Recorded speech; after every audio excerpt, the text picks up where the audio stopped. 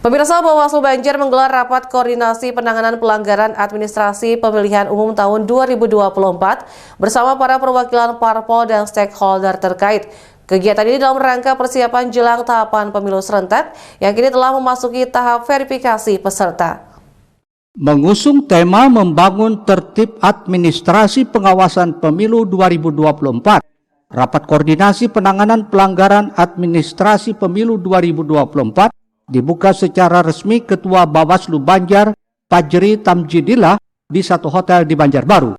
Pelanggaran administrasi pemilu meliputi pelanggaran terhadap tata cara atau prosedur yang berkaitan dengan administrasi pelaksanaan pemilu dalam setiap tahapan penyelenggaraan pemilu.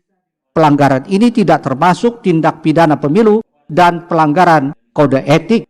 Ketua Bawaslu Banjar, Fajri Tamjidillah, dalam sambutannya menyatakan, ini langkah awal dalam mempersiapkan agenda pemilu serentak 2024, serta memberikan edukasi kepada peserta mengenai tugas-tugas yang diemban Bawaslu dalam mengantisipasi berbagai potensi pelanggaran yang kerap terjadi. Adalah tentu yang lebih utama untuk mengawasi tahapan-tahapan pemilu. Namun selain daripada itu juga, kita akan menerima pengaduan masyarakat. Kemudian setelah itu kita juga akan melakukan penanganan pelanggaran. Apakah itu pelanggaran administrasi, apakah itu pelanggaran pidana, ataukah itu nanti pelanggaran etik. Kemudian perlu kiranya juga kami sampaikan bahwa kita juga bisa menangani pelanggaran lainnya. Misalkan saja kita bisa menangani ada dugaan pelanggaran misalkan netralitas ASN. Ini sudah kita lakukan. Pada pemilu sebelumnya, kita sudah melakukan tindak lanjut daripada pelanggaran netralitas ASN juga kita lakukan. Namun, ranah kami adalah nantinya menyampaikan kepada Komisi ASN untuk tindak lanjut.